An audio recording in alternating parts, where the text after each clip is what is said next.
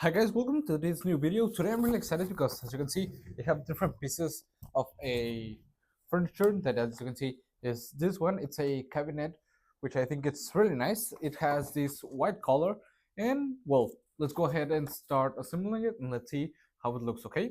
Come on. Okay guys, as you can see, the assembly process, it's really easy. The instructions are really clear and it doesn't really take that much long to assemble it, which I think it's nice.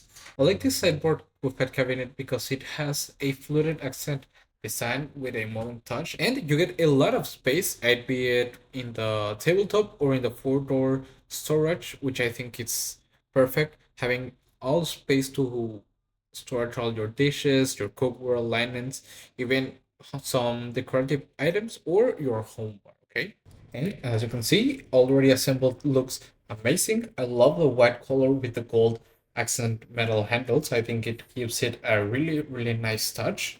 And you get plenty of space with the adjustable shelves, as I've said, which I think it's really great. It also uses some adjustable hinges that are really easy to adjust, which I think it's great. And overall, I think it's really nice and I will really recommend it.